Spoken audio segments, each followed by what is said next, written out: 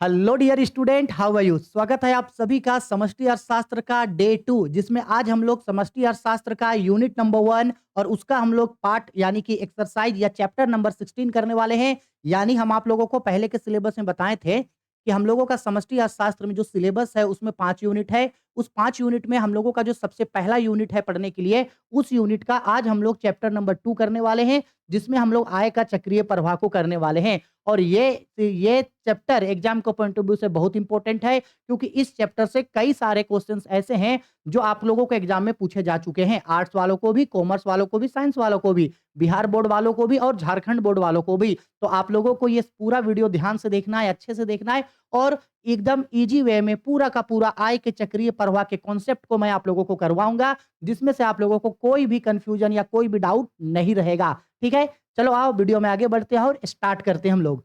तो सबसे पहले हम लोग ये जानते हैं कि आय के चक्रीय प्रवाह का मतलब क्या होता है। अच्छा, सबसे पहले समझ लो कि चक्रीय प्रवाह इसका नाम क्यों पड़ा या चक्रीय प्रवाह होता क्या है एक्चुअल में, ये जान लो।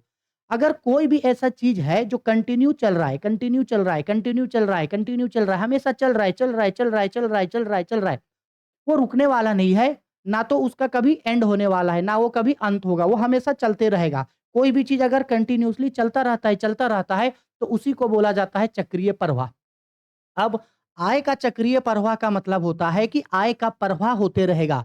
मतलब सिंपल बात है कि अगर हम कहीं पे काम किए, काम करके हमको पैसा मिला, उस पैसे को हम फिर कहीं खर्च किए, फिर काम करेंगे, फिर पैसा मिलेगा, फिर खर्च करेंगे, फिर काम करेंगे, फिर पैसा मिलेगा, फिर खर्च करेंगे, फिर काम करेंगे, फिर पैसा मिलेगा, फिर खर्च करेंगे। तो ये जो मेरा पैसा है, ये पैसा मेरा आएगा, जाएगा, आएगा, जाएगा, आएगा, जाएगा, आएगा, जाएगा।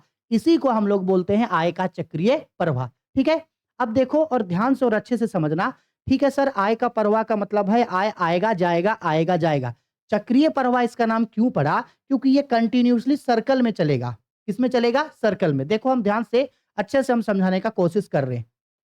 हम सभी लोग कहीं ना कहीं पे काम करेंगे। कोई भी पर्सन, जैसे भारत में जितने भी लोग रहते हैं या किसी भी देश में कोई भी लोग रहते हैं, वो कहीं ना कहीं काम करते हैं, बिल्कुल काम करते हैं।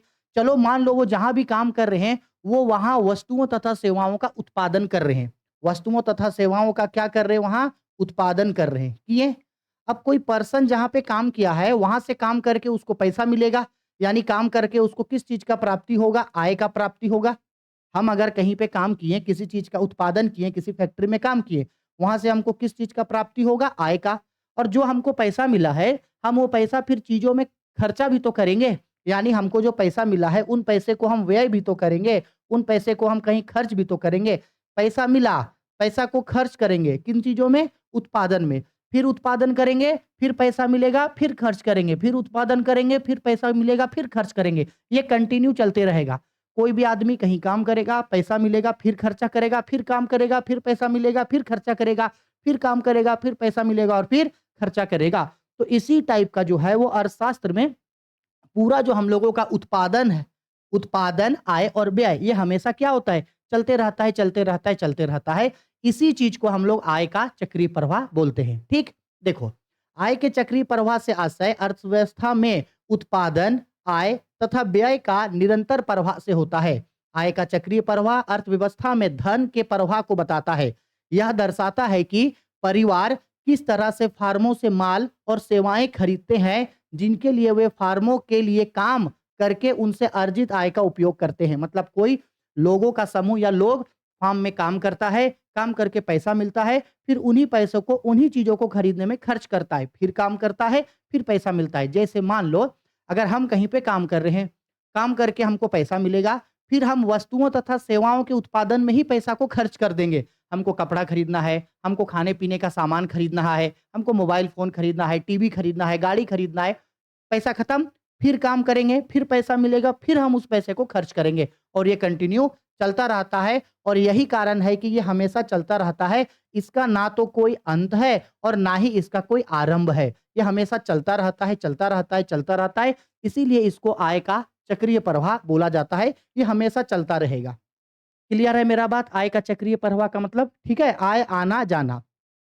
अब थोड़ा देखो उसी चीज को यहां से समझाए हैं कि अगर वस्तुओं तथा सेवाओं का उत्पादन करेंगे तो आय मिलेगा, फिर आय उस आय को खर्च करेंगे, फिर उत्पादन करेंगे, फिर आय मिलेगा, फिर खर्च करेंगे, फिर उत्पादन करेंगे, फिर आय मिलेगा, फिर खर्च करेंगे और ये हमेशा चलता रहेगा। ठीक? अब ध्यान से समझना, ये जो हम लोगों का प्रवाह होता है, ये 2 तरीके का होता है। प्रवाह कितने टाइप का? 2 तरीके का। एक होता है हम लोगों का वास्तविक प्रवाह, एक कौन-सा प्रवाह होता है? वास्तविक प्रवाह और एक हम लोगों का होता है मौद्रिक प्रवाह। अब हम लोग इसके बारे में पढ़ेंगे कि वास्तविक प्रवाह और मौद्रिक प्रवाह क्या होता है, ठीक? देखो, अच्छा से समझना इसको। हम यहाँ लिखते हैं कि चक्रीय प्रवाह जो होता है वो 2 तरीके का होता है। सबसे पहला वास्तविक प्रवाह यानी कि रियल फ्लो और दूसरा होता है मौद्रिक प्रवाह यानी कि मनी फ्लो। अब वास्तविक प्रवाह और मौद्रिक प्रवाह क्या होता है देखो समझाते हैं। जब वस्तुओं तथा सेवाओं का विनिमय होगा, मतलब वस्तुओं तथा सेवाओं का प्रवाह होगा, पैसा का नहीं, पैसा का नहीं। जब वस्तुओं तथा सेवाओं का प्रवाह होगा तो उसको बोलते हैं वास्तविक प्रवाह। वस्तुओं तथा सेवाओं के प्रवाह को वास्तविक प्रवाह बोलते हैं। और जब मुद्रा का प्रवाह होगा, मतलब पैसों का विनिमय होगा, पैसों का प्रवाह होगा, तो उसको बोलते हैं मौद्रिक प्रवाह। यहाँ वास्तविक प्रवाह में क्या बोल रहे हैं, बेसिक याद रखना। वास्तविक प्रवाह में क्या होगा? वस्तुओं तथा सेवाओं का प्रवाह होगा इसमें, वस्तुओं तथा सेवाओं का प्रवाह। और मौद्रिक प्रवाह में किसका प्रवाह होगा? मुद्रा का प्रवाह होगा, मुद्रा का यानी कि धन का, पैसा का प्रवाह होगा। बस इतना मेरा याद रखना। वास्तविक प्रवाह में वस्तुओं तथा सेवाओं का प्रवाह होगा और मौद्रिक प्रवाह में मुद्रा या धन का प्रवाह होगा। ठीक है? चलो, अब सबसे पहले वास्तविक प्रवाह को जानो, क्या बोल रहा है। इसके अंतर्गत परिवार तथा घरेलू फार्मों के बीच, अब देखो परिवार और घरेलू फार्म क्या है, ध्यान से और अच्छे से समझना। हम ये बोल रहे हैं, पहले इसका मीनिंग समझा देते हैं, ठीक है।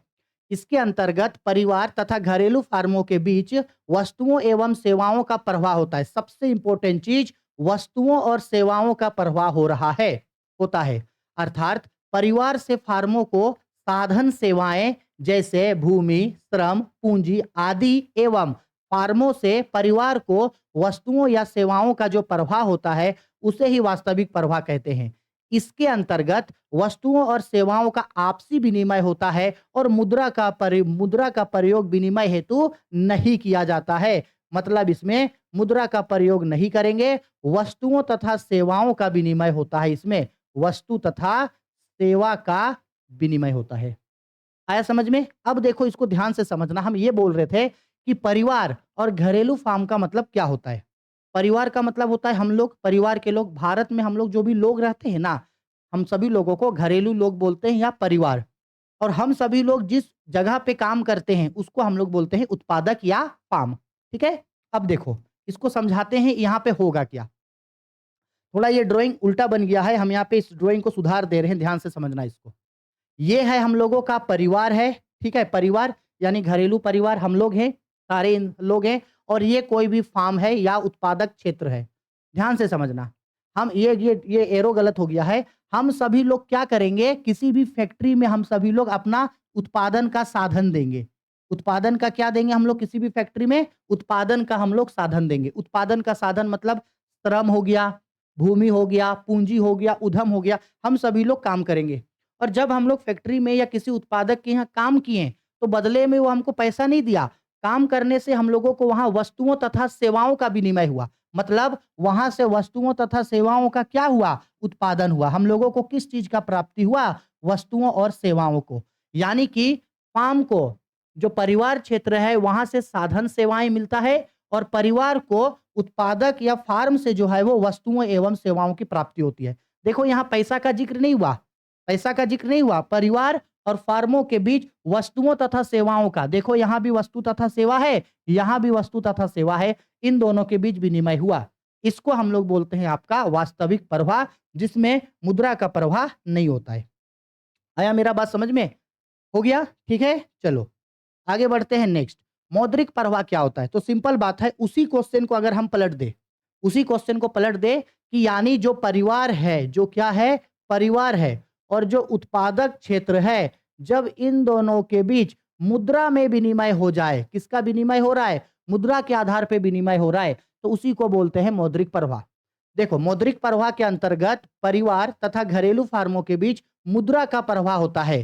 फार्मों से परिवारों को साधन सेवाओं के बदले मौद्रिक भुगतान और परिवारों से फार्मों को सेवाओं के बदले मौद्रिक भुगतान के रूप में जो चक्र चलता है उसे ही मौद्रिक प्रवाह कहते हैं। परिवार तथा घरेलू फार्मों के बीच वस्तुओं तथा सेवाओं के बदले मुद्रा का प्रवाह ही मौद्रिक प्रवाह कहलाता है। वस्तुओं तथा सेवाओं का प्रवाह नहीं हो रहा है, मुद्रा का प्रवाह हो रहा है, उसे ही मौद्रिक प्रवाह बोलते हैं। जैसे देखो समझना, देखो यहाँ पे परिवार है, यहाँ पे क्या है? परिवार है। परिवार क्या कर रहा है? कहीं भी फैक्ट्री में काम कर रहा है, यहाँ पे काम कर रहा है और काम करने के बाद फैक्ट्री से, यहाँ नहीं दिखना, फैक्ट्री से यानी जहाँ वो काम कर रहा है, फार्म या उत्पादक क्षेत्र में जहाँ वो काम कर रहा है, वहाँ से उसको उसका काम के बदले पैसा मिल रहा है। क्या मिल रहा है वहाँ से उसके बदले? पैसा मिल रहा है, साधन भुगतान। जैसे कोई हम अगर कहीं किसी जगह काम किए, तो काम करने से हमको क्या मिलेगा? मज़दूरी मिलेगा, वेतन मिलेगा, पारिश्रमिक मिलेगा यानी कि वेजेज मिलेगा, सैलरी मिलेगा, यही ना मिलेगा? तो देखो लगान हो गया, मज़दूरी हो गया, ब्याज हमको वहाँ से पैसा मिला और हमको जो पैसा मिला है, हम वहाँ का कोई ना कोई सामान तो खरीदेंगे और वहाँ का सामान खरीदने में हम पैसा को खर्च कर रहे हैं। भाई हम सामान खरीदने में पैसा क्या करेंगे? खर्च करेंगे। हम कहीं काम किए, काम करके हमको पैसा मिला और उस पैसे को हम सामानों को खरीदने में खर्चा कर दिए। सामानों को खरीदने में खर्चा कर दिए। तो इसे ही हम लोग बोलते हैं आपका मौद्रिक प्रवाह, वस्तुओं एवं सेवाओं पर भुगतान व्यय। काम किए, पैसा मिला, उस पैसे को सामानों को खरीदने में खर्चा कर दिए। आया समझ में? ठीक है? चलो आओ आगे बढ़ते हैं। आई होप आपको ये 2 चीज़ अच्छे तरीके से समझ में आ गया होगा। आगे बढ़ते हैं। ठीक है? बहुत इंपॉर्टेंट है वास्तविक प्रवाह और मौद्रिक प्रवाह। अब देखो उसी चीज़ को यहाँ पे हम एक लाइन में यहाँ समझाने का कोशिश कर रहे हैं। देखो एक लाइन में यहाँ पे समझाने का कोशिश किए हैं उस चीज़ को। ये देखो ये हाउसहोल्ड है, यानी कि घरेलू क्षेत्र या परिवार है ये, परिवार है और यहाँ पे फार्म, यहाँ पे क्या है? ये फार्म है, फैक्ट्री है, उद्योग है, जहाँ हम लोग काम करते हैं। अब देखो ध्यान से समझना, ये दोनों लकीर अलग-अलग देखो, ये ऊपर वाला अलग है, एक है, ये नीचे वाला अलग। देखो, अगर हम सभी लोग फैक्ट्री में काम किए, कहीं भी हम लोग काम किए, अपना उत्पादन का साधन लगाएँ और बदले में हमको वहाँ से वस्तुओं और सेवाओं की प्राप्ति हुई, गुड्स एंड सर्विस, वस्तुओं और सेवाओं की प्राप्ति हुई, तो इस ऊपर वाला को हम लोग बोलेंगे वास्तविक प्रवाह। कौन-सा प्रवाह बोलेंगे इसको? वास्तविक प्रवाह, वस्तुओं एवं सेवाओं का प्रवाह हुआ। ठीक? नीचे वाला क्या बोल रहा है? नीचे वाला देखो हम सभी लोग फैक्ट्री में काम किए और काम के बदले फैक्ट्री से हमको पैसा मिल रहा है। काम किए और काम के बदले हमको पैसा मिला। वेजेज, रेंट, सैलरी, डिविडेंड इन सब के रूप में पैसा मिला। पैसा मिला और सामानों को खरीदने में उस पैसे को हम खर्चा कर दिए। सामानों को खरीदने में उस पैसे को हम क्या कर दिए? खर्चा कर दिए, खर्चा कर दिए। तो इसको हम लोग बोलेंगे मौद्रिक प्रवाह। इसको हम लोग कौन-सा प्रवाह बोलेंगे? इसको हम लोग बोलेंगे मौद्रिक प्रवाह। समझ में आ रहा है? वस्तुओं तथा सेवाओं का प्रवाह होगा, वास्तविक प्रवाह होगा और अगर मुद्रा का प्रवाह होगा, तो वो मौद्रिक प्रवाह होगा। किसके बीच? किसके बीच का मतलब है कि घरेलू क्षेत्र यानी कि परिवार हम लोगों के बीच, इसके बाद जो उद्योग है, उसके बीच। अगर वस्तुओं तथा सेवाओं का प्रवाह हुआ, हम साधन लगाएँ उत्पादन का, वो हमको वस्तुओं तथा सेवा दे रहा है, तो ये मेरे लिए होगा वास्तविक प्रवाह और अगर हम काम किए और काम के बदले वो हमको अगर पैसा दिया और उस पैसे को हम अगर खर्चा किए, तो ये मेरा कहलाता है मुद्रा या मौद्रिक प्रवाह। ठीक है?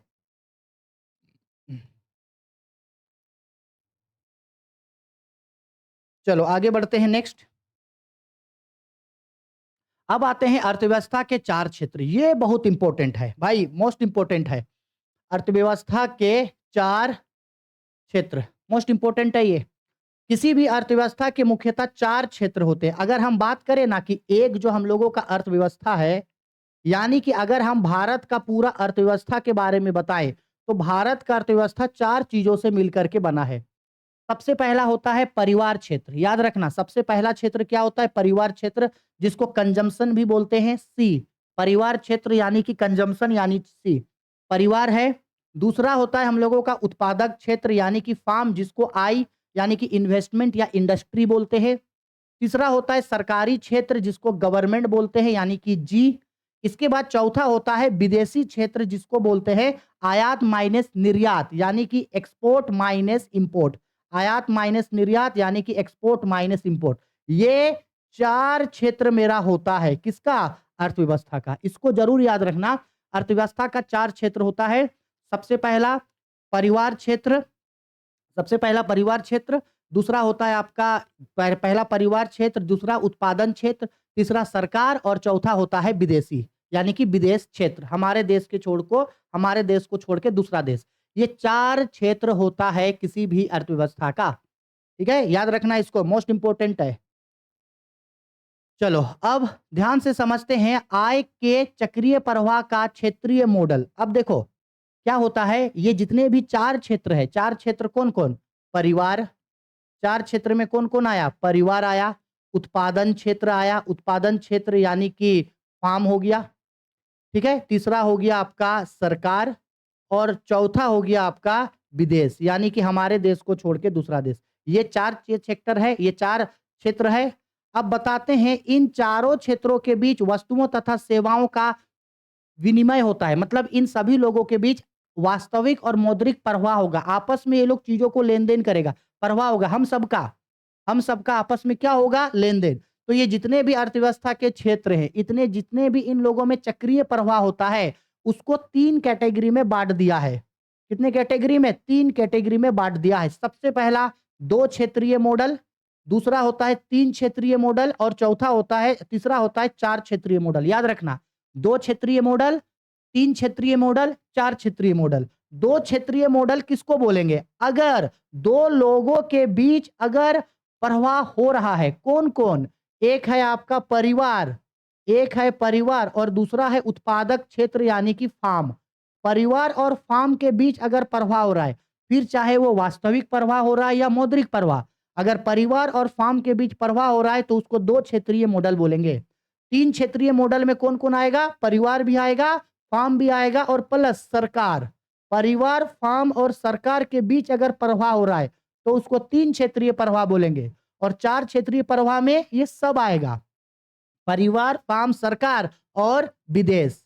इन सभी लोगों के बीच जो प्रवाह होगा उसको बोलते हैं 4 क्षेत्रीय प्रवाह। याद रखना, 2 क्षेत्रीय मॉडल प्रवाह, 3 क्षेत्रीय मॉडल प्रवाह, 4 क्षेत्रीय मॉडल प्रवाह।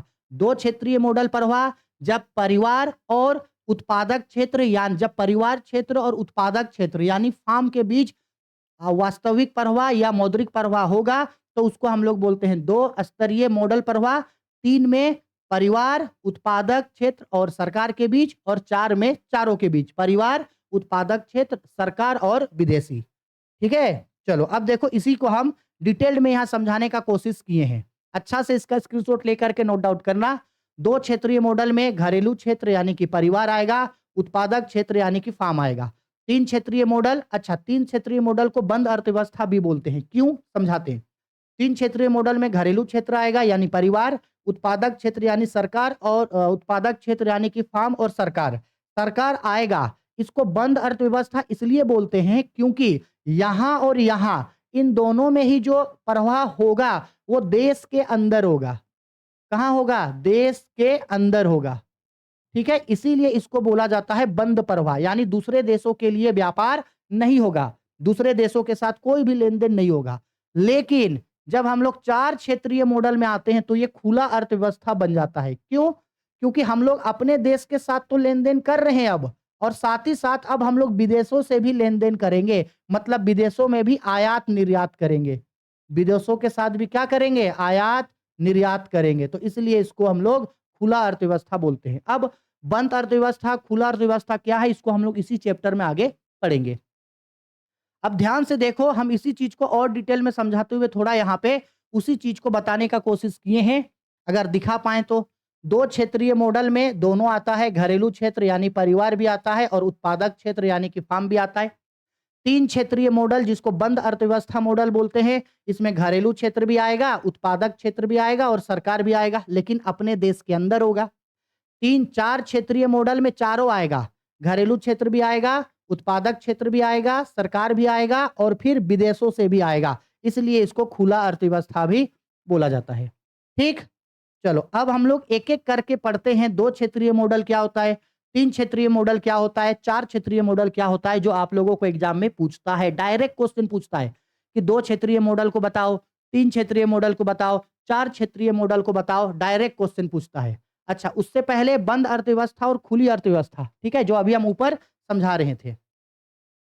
देखो, बंद अर्थव्यवस्था और खुली अर्थव्यवस्था क्या होता है? बंद अर्थव्यवस्था का मतलब सिंपल है। अगर हमारा भारत है, अगर भारत ये बोलता है कि देखो भाई, हमारे देश के अंदर जितने भी वस्तुओं तथा सेवाओं का उत्पादन होगा, उसका विनिमय हम हमारे देश के अंदर ही करेंगे। मतलब हम ना तो दूसरे देशों में सामानों का निर्यात करेंगे, ना दूसरे देशों से सामानों को आयात करेंगे। ना तो अपने देश में बना सामान दूसरे देश बेचेंगे और ना दूसरे देश का बना सामान हमारे देश में लाएँगे। हम अपने आप आत्मनिर्भर भारत बनेंगे, आत्मनिर्भर। हमको दूसरा देश के साथ आयात-निर्यात नहीं करना है। सिर्फ़ और सिर्फ़ मेरे देश में बना सामान मेरे देश में बिकेगा, बस बात खत्म। ना हमारे देश से किसी दूसरे देश में सामान जाएगा, ना दूसरे देश का सामान हमारे देश में आएगा। कोई भी अंतर्राष्ट्रीय व्यापार हम लोग नहीं करेंगे किसी दूसरे देश के साथ। तो ऐसे अर्थव्यवस्था को बोलते हैं बंद अर्थव्यवस्था। वहीं अगर किसी देश का सरकार या कोई देश ऐसा हो जाए जो बोले कि भाई देखो हमारा देश जो है वो खुला है, हमारा देश दूसरे देशों में जा करके व्यापार कर सकता है, दूसरे देश का हमारे देश के साथ व्यापार कर सकता है, वस्तुओं तथा सेवाओं का आयात निर्यात आप कर सकते हो। यहाँ का बना सामान दूसरे देशों में जाके बिकेगा, दूसरा देश का सामान हमारे देश में आकर के बिकेगा। तो इसको हम लोग बोलते हैं क्या? खुला अर्थव्यवस्था। जैसे हम आपको अगर बताने का कोशिश करें तो मेरे हाथ में ये देखो ये ओप्पो का फ़ोन है। अगर हम दिखा सकें तो बहुत पुराना मॉडल है। देखो ओप्पो का फ़ोन है। ओप्पो का फ़ोन है और मेरा ये जो डिजिटल बोर्ड है ये एलजी का है। तो बताओ ओप्पो और एलजी क्या ये इंडियन ब्रांड है? इंडिया का कंपनी है? नहीं, विदेशों का कंपनी है। लेकिन विदेशों का बना कंपनी का सामान इंडिया में बिक रहा है। कैसे? ये बिक रहा है खुली अर्थव्यवस्था के कारण। अगर भारत सरकार अपना अर्थव्यवस्था को बंद कर दे, तो भाई आयात-निर्यात होने वाला नहीं है।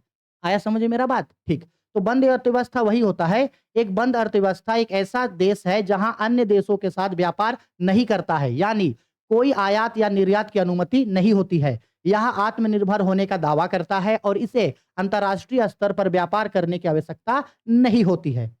खुली अर्थव्यवस्था एक खुली अर्थव्यवस्था एक ऐसी देश होती है जहां अन्य देशों के साथ व्यापार करता है, यानी यह देश आयात निर्यात की अनुमति देता है। इसके अंतर्गत एक देश विश्व के अन्य देशों के साथ अंतर्राष्ट्रीय स्तर पर वस्तुओं तथा सेवाओं का विनिमय करता है। आया समझ में? अब बताओ भारत का अर्थव्यवस्था बंद अर्थव्यवस्था या खुला है? भारत का अर्थव्यवस्था बंद अर्थव्यवस्था या खुला है? नीचे हमको कमेंट करके बता देना। ठीक है? चलो आगे। अब आते हैं आय के क्षेत्रीय प्रवाह के 2 क्षेत्रीय मॉडल। बहुत इंपॉर्टेंट चीज़। 2 क्षेत्रीय मॉडल मतलब क्या बोले? किसके-किसके बीच चक्रीय प्रवाह होगा? परिवार क्षेत्र। किसके-किसके बीच भाई? परिवार क्षेत्र और इधर है मेरा फार्म। परिवार क्षेत्र और फार्म के बीच जो भी मेरा क्या होगा? जो भी मेरा प्रवाह होगा, उसी को हम लोग बोलेंगे आय का प्रवाह। ये प्रभाव छूट गलती हो गया, प्रवाह होगा। आय के प्रवाह का 2 क्षेत्रीय मॉडल। जो 2 क्षेत्र हैं, घरेलू परिवार और दूसरा फार्म यानी उत्पादक। देखो वही बोल रहे हैं। जब किसी अर्थव्यवस्था में घरेलू क्षेत्र यानी परिवार एवं उत्पादक क्षेत्र फार्म के बीच वास्तविक एवं मौद्रिक प्रवाह होता है, तो इसे ही 2 स्तरीय क्षेत्रीय मॉडल कहते हैं। अब देखो फिर चाहे परिवार और फार्म के बीच चाहे वास्तविक प्रवाह हो या मौद्रिक प्रवाह हो, दोनों में से कोई भी प्रवाह हो, अगर सिर्फ इन्हीं दोनों के बीच प्रवाह हो रहा है, ना तो इन दोनों के बीच सरकार आ रहा है, ना इन दोनों के बीच कोई विदेशी क्षेत्र आ रहा है, कुछ नहीं। परिवार और उद्योग, परिवार और फार्म, परिवार और उत्पादन क्षेत्र, इन्हीं दोनों के बीच प्रवाह हो रहा है। ठीक? अब इसका देखो मॉडल, इसकी मॉडल की मान्यताएँ भी एग्ज़ाम में पूछता है कई बार। ठीक है? इसकी क्या मान्यताएँ हैं? पहला, अर्थव्यवस्था में केवल 2 ही क्षेत्र का होना, इसमें सिर्फ 2 क्षेत्र होता है, परिवार और फार्म। सरकार का कोई हस्तक्षेप ना होना, सरकार का कोई इन्वॉल्वमेंट नहीं होता है, सरकार बीच में नहीं आता है। बंद अर्थव्यवस्था का होना, हाँ भाई बंद अर्थव्यवस्था तो है क्योंकि दूसरे देशों के साथ व्यापार नहीं हो रहा है। केवल घरेलू क्षेत्र तक सीमित होता है, सही बात है। वस्तुओं तथा सेवाओं का आयात-निर्यात नहीं होता है, ये भी सही है। अपनी संपूर्ण आय, ये गलती से आय लिख दिए, अपनी संपूर्ण आय को वस्तुओं तथा सेवाओं पर व्यय करना होता है, यानी जितना भी पैसा कमाए उन सारे पैसे को वस्तुओं तथा सेवाओं पे खर्च कर देना। बचत का ना होना, हाँ याद रखना, आय के चक्रीय प्रवाह में बचत नहीं होना चाहिए। अगर आपने पैसा बचत कर लिया तो ये चक्रीय प्रवाह टूट जाएगा, इसीलिए बचत को आय का चक्रीय प्रवाह का दुश्मन माना जाता है। ठीक? अब देखो उसी चीज को नीचे थोड़ा ड्राइंग के थ्रू बताने का कोशिश किए हैं, अगर समझा पाएंगे तो समझना अच्छा से इस चीज को, एकदम ईजी है, बस समझना है आपको। देखो, दिख रहा है ना? हाँ, दिख रहा है। यहाँ हेडिंग लिखे हैं 2 क्षेत्रीय प्रवाह, यहाँ लिख दिए हैं 2 क्षेत्रीय प्रवाह, थोड़ा इंग्लिश में भी लिखा है, हम हिंदी में समझा रहे हैं। ये देखो यहाँ पे घरेलू परिवार है, यहाँ पे क्या है मेरा परिवार है और यहाँ पे मेरा उत्पादक क्षेत्र यानी कि फार्म है। अभी ऊपर में हम 2 क्षेत्रीय मॉडल पढ़वाए थे ना, एक मौद्रिक प्रवाह, वास्तविक प्रवाह, वही ड्राइंग है। देखो सेम है, पहले ऊपर-ऊपर वाला, पहले अंदर-अंदर वाला देखो। ये जो हम लोगों का ये है परिवार क्षेत्र जो है, क्या है? परिवार क्षेत्र, ये अपना सेवा दे रहा है। क्या दे रहा है? सेवा दे रहा है, जैसे भूमि, श्रम, पूंजी, उद्यमिता, वास्तविक प्रवाह कर रहा है, पैसा तो नहीं दे रहा है। और ये जो इसका सेवा दिया, तो फार्मों से इसको क्या मिला? वस्तुओं तथा सेवाओं की प्राप्ति हुई। वस्तुओं एवं सेवाओं की प्राप्ति हुई। देखो वास्तविक प्रवाह इन दोनों के बीच हुआ। ना तो सरकार आया बीच में और ना ही तो विदेशी क्षेत्र आया। ठीक? इसके बाद ये तो वास्तविक प्रवाह है ना, मौद्रिक प्रवाह भी हो सकता है। ये परिवार क्षेत्र जो है वहां पे काम किया और काम करने के बाद उत्पादक से इस लोगों को क्या रिसीव हो रहा है? उत्पादक से उत्पादन भुगतान में लगान, मजदूरी, ब्याज, लाभ, मौद्रिक प्रवाह मिला और इन्हीं पैसे को ये जो परिवार लोग हैं, हम लोग जो है वो सामानों को खरीदने में क्या कर दिए? खर्च कर दिए। तो यही कहलाता है हम लोगों का 2 स्तरीय प्रवाह। बीच वाला है वास्तविक प्रवाह और ऊपर बाहर वाला है मौद्रिक प्रवाह। जरूरी नहीं है कि वास्तविक और मौद्रिक प्रवाह आपको एग्जाम में दोनों दिखाना है। नहीं, आपको सिर्फ मौद्रिक प्रवाह को बताना है तो सिर्फ मौद्रिक प्रवाह को बता देना, कोई दिक्कत नहीं है, नंबर नहीं कटेगा। ठीक है? चलो आगे बढ़ते हैं। अब आते हैं 3 स्तर। हाँ, अगर हम ये भी इंपॉर्टेंट है, ये भी थोड़ा-सा सुन लो। अगर मान लो कि मौद्रिक प्रवाह में अगर बीच में बचत आ जाए, जैसे कि अगर कोई परिवार है, वो पैसा कमाया और अपने सारे पैसे को वो खर्चा नहीं किया, बल्कि वहाँ से वो कुछ पैसा बचा के रख लिया, तब तो भाई ये तो प्रवाह टूट जाएगा। अगर हम ₹100 कमाएँ, तो ₹100 खर्च करो, ₹100 कमाएँ, ₹100 खर्च करो, ये चलते रहना चाहिए उतना ही बराबर। जितना उत्पादन होगा, देखो इस चीज़ को हम समझा रहे हैं, जितना उत्पादन होगा उतने के बराबर आय होना चाहिए और जितना आय होगा उतना के बराबर व्यय होना चाहिए। उत्पादन का मतलब होता है प्रोडक्शन, आय का मतलब होता है हम लोगों का इनकम और इसके बाद ये व्यय का मतलब होता है हम लोगों का एक्सपेंडिचर। यानी अगर हम ग्रॉस नेशनल प्रोडक्ट का बात करें तो वो बराबर होना चाहिए ग्रॉस नेशनल इनकम का और बराबर होना चाहिए ग्रॉस नेशनल एक्सपेंडिचर का। ये सब आपस में बराबर होना चाहिए, तब ना ये चक्रीय प्रवाह चलेगा। लेकिन सर अगर ऐसा हो जाए कि अगर हम कमाएं ₹100, हमको मिला ₹100 लेकिन हम खर्चा किए ₹80 और ₹20 हम बचा के रख लिए, तो क्या ये चक्रीय प्रवाह कहलाएगा? नहीं, यहाँ चक्रीय प्रवाह आपका टूट गया। क्यों? क्योंकि आप कमाए ₹100, खर्चा किए ₹80, ₹20 बचाए, तो वो जो बचत हुआ है ना, वो चक्रीय प्रवाह को तोड़ देता है फिर। तो सर अगर मान लो बचत कर लिए, तब चक्रीय प्रवाह कैसे होगा? देखो, बचत करने पे चक्रीय प्रवाह में एक चीज़ इंक्लूड हो जाता है। बचत करने पे चक्रीय प्रवाह में एक चीज़ इंक्लूड हो जाता है, क्या? यहाँ देखो, ये हम लोगों का घरेलू क्षेत्र है, यहाँ पे है फार्म।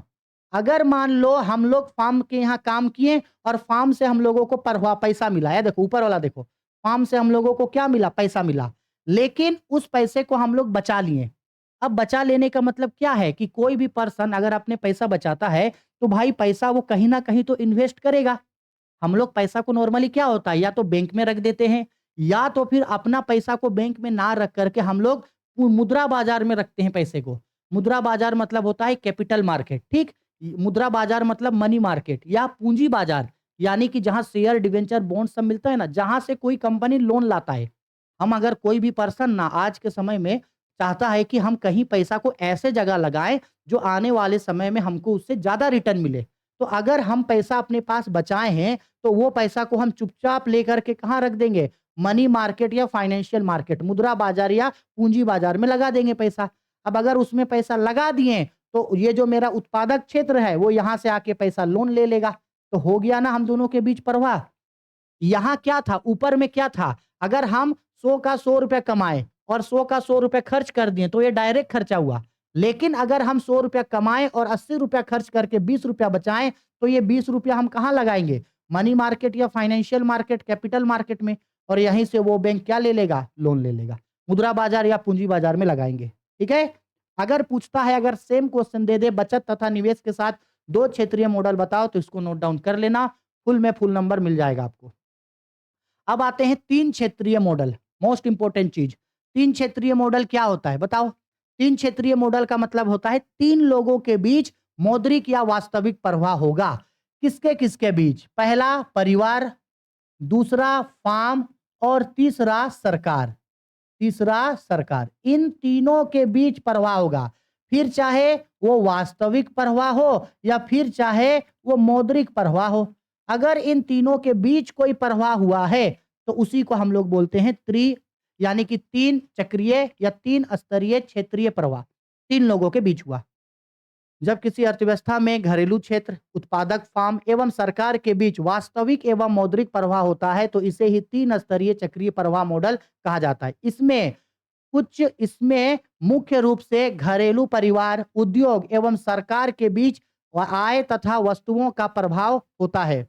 इन तीनों क्षेत्रों के बीच मौद्रिक एवं वास्तविक प्रवाह घरेलू सीमा के अंदर ही होता है। घरेलू सीमा के अंदर होता है, इसीलिए इन्हें बंद अर्थव्यवस्था भी बोलते हैं। इस मॉडल में सरकार की नीतियों एवं आर्थिक क्रियाओं का भी आय के प्रभाव को प्रभावित करती है। सरकारी राजस्व एवं सरकारी व्यय आय के चक्रीय प्रवाह के 3 क्षेत्रीय मॉडल को प्रत्यक्ष रूप से प्रभावित करती है, क्योंकि सरकार बीच में आया।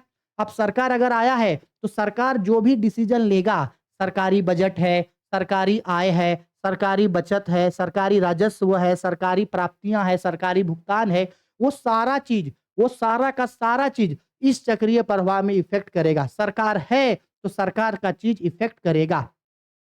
ठीक है, जहां आगे बोल रहा है यह बंद अर्थव्यवस्था का ही एक रूप होता है जहां किसी देश की घरेलू सीमा के अंदर ही परिवार, उद्योग तथा सरकार के बीच प्रवाह होता है। ठीक है, अब आगे आय के चक्रीय प्रवाह का थोड़ा सा वो डिजाइन देख लो। ये देखो डिजाइन, ठीक है, ऊपर कर दे रहे थोड़ा सा। ये डिजाइन बहुत इंपॉर्टेंट है भाई। 3 लोगों के बीच सबसे पहला देखो क्या है यहाँ पे। देखो ये हम लोगों का घरेलू है, घरेलू फार्म है, घरेलू है। ये हम लोगों का उत्पादक क्षेत्र या फार्म है। यहाँ है हम लोगों का सरकार। अब आप बोलोगे सर ठीक है, ये 3 लोगों के बीच में ये मुद्रा बाजार क्या कर रहा है? ये मुद्रा बाजार मतलब अभी बताए ना कि अगर मान लो कि अगर हम 100 रुपया कमाएं और 100 में 80 रुपया खर्च करके 20 रुपया रखे तो 20 रुपया कहाँ लगाएंगे? 20 रुपया यहाँ लगाएंगे। यानी यहाँ दोनों ही कंडीशन के बारे में है।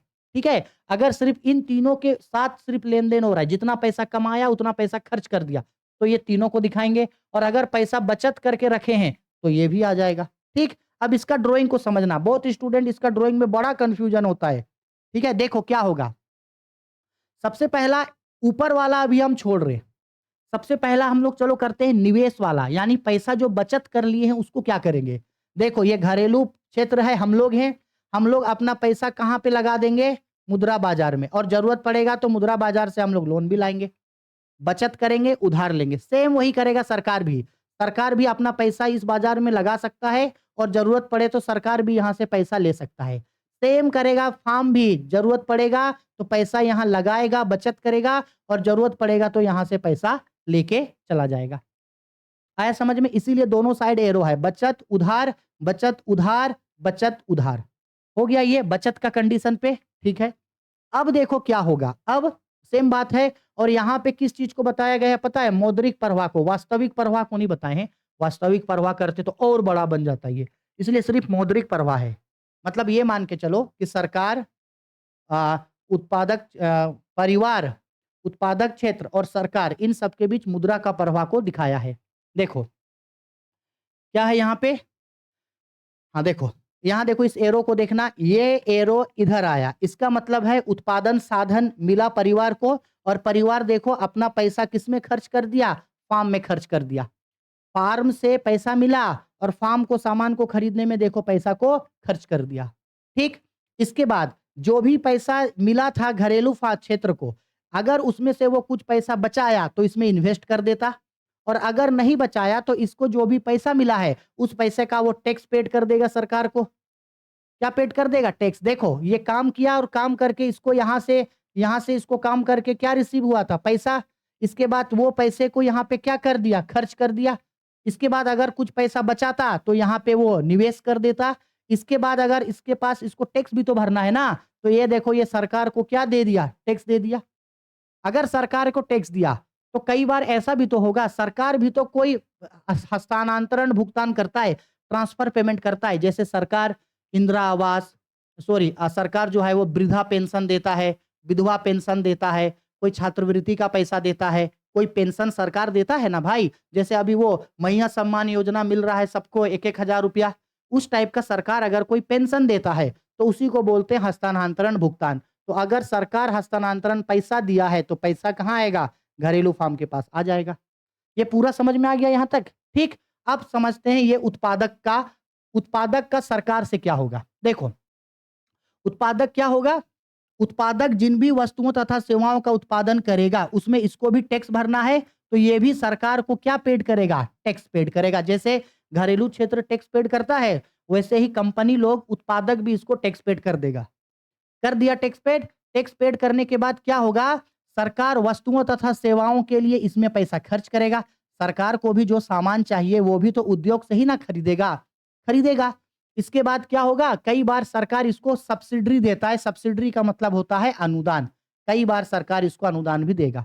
तो हुआ ना इन सभी लोगों के बीच मौद्रिक लेन-देन, इन सभी लोगों के बीच हुआ ना मौद्रिक प्रवाह।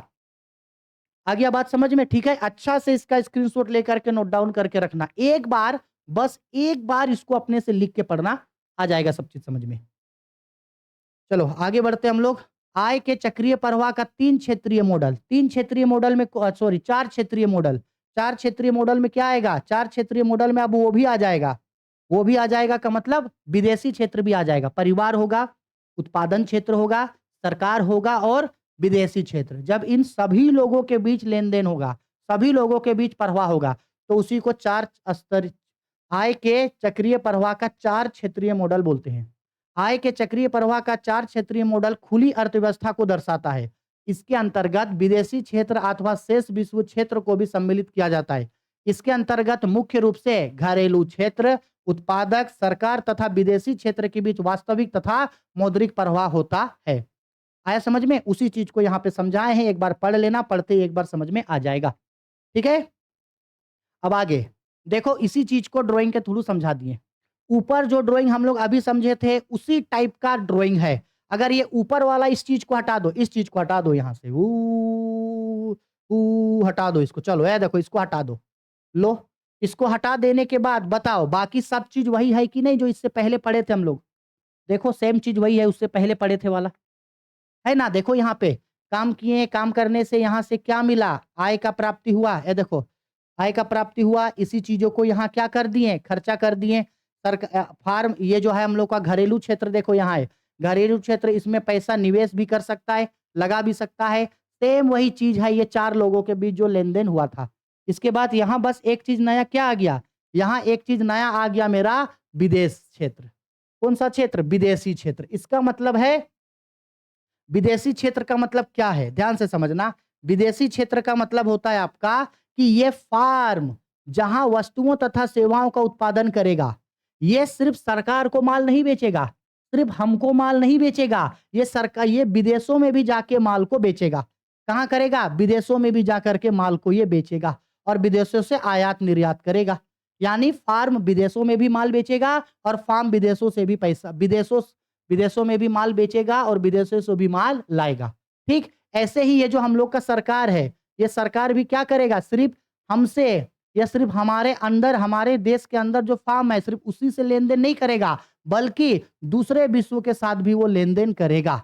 जैसे सरकारी खाते पर प्राप्त भुगतान, सरकारी खाते पर किया गया भुगतान, मतलब दूसरे देशों के साथ, या तो दूसरे देशों के साथ सरकार को पैसा मिलेगा या दूसरे देशों में सरकार को पेमेंट करना पड़ेगा। ठीक है? यानी विदेशी क्षेत्र से जो व्यापार है वो फार्म भी करेगा और विदेशी क्षेत्र से जो व्यापार है वो सरकार भी करेगा। आया समझ में? यही होता है 4 स्तरीय मॉडल। ठीक?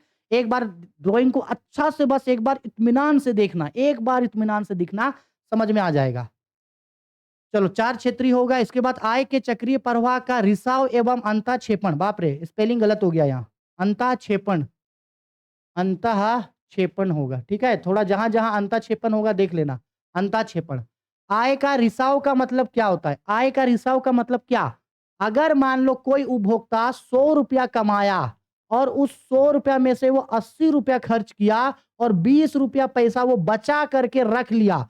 जब वो अपना पूरा का पूरा पैसा खर्च नहीं करेगा, कुछ पैसा वो बचत करके रख लिया, कुछ पैसा वो क्या करके रख लिया, बचत करके रख लिया, तो इसी को बोलते हैं आय का रिसाव। अगर उसको पूरा पैसा मिला, पूरा पैसा खर्च नहीं किया, कुछ पैसा वो बचा के रख लिया, बचा के रख लिया, तो यही कहलाता है आय का रिसाव। देखो वही बोल रहा है, आय का वह हिस्सा जिसे उपभोक्ता व्यय ना करके अपने पास बचा कर रख लेता है, उसे ही आय का रिसाव कहते हैं। यदि उत्पादन के सभी साधन जैसे श्रम, भूमि, पूंजी, तकनीकी आदि अपनी सभी आय को देश में उत्पादित वस्तुओं व सेवाओं पर व्यय नहीं करता है, तो इसे ही आय का रिसाव कहते हैं। इस प्रकार यदि कोई फार्म, और फार्म भी वही है, देखो अगर हमको 100 रुपया मिला, 100 रुपया में से हम 80 रुपया खर्च किए, 20 रुपया बचा लिए, तो पूरा पैसा खर्च नहीं किए, तो इसी को बोलेंगे आय का रिसाव। सेम ऐसा होगा फार्म भी। एक फार्म जिन भी वस्तुओं तथा सेवाओं का विक्रय किया, विक्रय करके उसको जो भी पैसा मिला है, अगर वो सारा पैसे को दूसरे वस्तु के उत्पादन में, सारा पैसा को खर्च नहीं कर दिया और अपने पास पैसा बचा के रख लिया, तो भी ये आय का रिसाव कहलाएगा।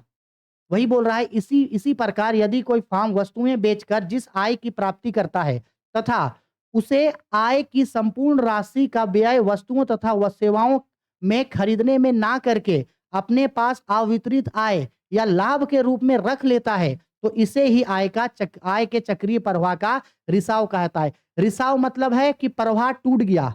रिसाव मतलब क्या है कि प्रवाह टूट गया, आय का चक्रीय प्रवाह टूट गया। जैसे कि अगर 100 रुपया उत्पादन से मिला, 100 रुपया हमको मिला, तो 100 का 100 रुपया फिर खर्च करेंगे। ये चलते रहना चाहिए। अगर किसी कारण से ये टूट गया, तो उसे ही आय का रिसाव कहते हैं। ठीक है? अर्थात देखो एक लाइन में समझ लो, आय का वह हिस्सा जिसे खर्च ना करके अपने पास बचा कर रख लिया जाता है, उसे ही आय का रिसाव कहते हैं। अब आते हैं आय का अंतःक्षेपण। 1 मिनट, वो आय का रिसाव था ना, आय का अंतःक्षेपण, ये तो और ये गलत लिख दिए। आय का अंतःक्षेपण। अंतःक्षेपण का मतलब क्या होता है?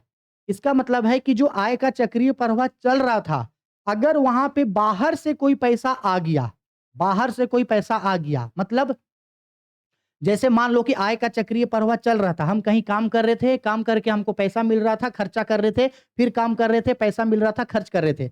लेकिन बाहर से भी कहीं और से हमको पैसा मिल गया, जैसे सरकार हमको छात्रवृत्ति दे दिया, या कहीं से हमको कोई पेंशन मिल गया, या सरकार अपने तरफ से कुछ पैसा बांट दिया, सरकार की तरफ से कोई पैसा मिल गया, कोई मेरा कंपनी में बाहर से पैसा लगा दिया।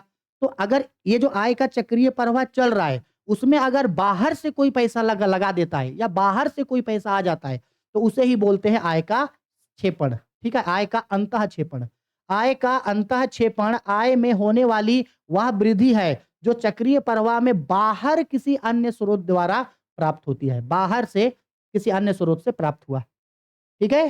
चलो, अब एक लास्ट क्वेश्चन है। देखो यही चीज बता रहे हैं जो अभी हम लोग समझाएं, वही चीज है। देखो, अंतःक्षेपण और रिसाव के प्रमुख स्रोत है। द्विक्षेत्रीय अर्थव्यवस्था में रिसाव का मतलब है बचत। अगर पैसा बचा लिए तो रिसाव हो गया। अंतःक्षेपण मतलब अगर कोई बाहर से निवेश कर दिया तो अंतःक्षेपण। 3 स्तरीय में रिसाव जो होगा वो बचत भी होगा, यानी कि पैसा बचा लिए, और दूसरा अगर क्या दे दिए, टैक्स दे दिए, तो होगा अंतःक्षेपण। मतलब बाहर से पैसा आया, निवेश, निवेश से भी पैसा आएगा, और अगर कोई सरकारी व्यय हो गया तो भी होगा। 4 स्तरीय में देखो, ये बचत ऑलरेडी है, कर ऑलरेडी है, तो बचत कर आ गया। एक हो गया आयात यानी कि इंपोर्ट। और रिसाव में, ये संप्रेषण में क्या होगा, देखो ऑलरेडी आय और सरकारी व्यय है, आय और सरकारी व्यय, एक हो गया निर्यात। ठीक है? ये सब चीज मेरा होता है। ठीक, एक लास्ट क्वेश्चन है मेरा, आय के चक्रीय प्रवाह का महत्व। मोस्ट इंपोर्टेंट क्वेश्चन, कि हम लोग आय का चक्रीय प्रवाह जब पढ़ते हैं तो उससे क्या महत्व होता है, क्या मिलता है आय के चक्रीय प्रवाह से। आय का चक्रीय प्रवाह पढ़ के किस चीज का पता चलता है, किस चीज में मदद करता है हमको आय का चक्रीय प्रवाह। क्यों हम लोग आय का चक्रीय प्रवाह का स्टडी करते हैं? ठीक है? क्यों किसी भी देश के अर्थव्यवस्था के लिए, क्यों समष्टि अर्थशास्त्र के लिए आय का चक्रीय प्रवाह को जानना जरूरी है? सबसे पहला, आय राष्ट्रीय आय के अनुमान में सहायक। अगर हम लोग आय का चक्रीय प्रवाह को पढ़ेंगे तो जो राष्ट्रीय आय होता है उसका गणना करने में मदद मिलेगा। इसके बाद अर्थव्यवस्था की कार्य प्रणाली का ज्ञान होगा, मौद्रिक नीति के निर्माण में सहायक होगा, राजकोषीय नीति निर्माण में सहायक होगा, संतुलन की समस्याओं का अध्ययन कर सकते हैं, आय एवं रोजगार सिद्धांतों के प्रतिपादन में सहायक होता है, अंतर्राष्ट्रीय व्यापार की नीतियों का आधार बनता है और उत्पादन, आय और व्यय का समानता के बारे में हम लोग जानते हैं कि अगर हम लोग उत्पादन करेंगे, तो उत्पादन के बराबर आय होगा और आय के बराबर क्या होगा? व्यय होगा। हम ये देखेंगे कि ये तीनों संतुलन में है या नहीं, इस चीज़ का पता हमको आय का चक्रीय प्रवाह से चलता है। ठीक है? बस इस चैप्टर में इतना ही क्वेश्चन आप लोगों को पढ़ना है, इतना क्वेश्चन कर लो, इतना से ही आप लोगों को एग्ज़ाम में क्वेश्चन दिखेगा। इससे बाहर से इस चैप्टर से क्वेश्चन और नहीं दिखने वाला है, ठीक है? चलो मिलते हैं नेक्स्ट वीडियो में। वीडियो पसंद आई है, लाइक करो, शेयर करो, कमेंट करो। कोई ऐसा टॉपिक जो हम आपको नहीं समझा पाए हैं, तो वीडियो के कमेंट बॉक्स पे कमेंट करके हमसे पूछ लेना, ठीक है? चलो बाय, टेक केयर।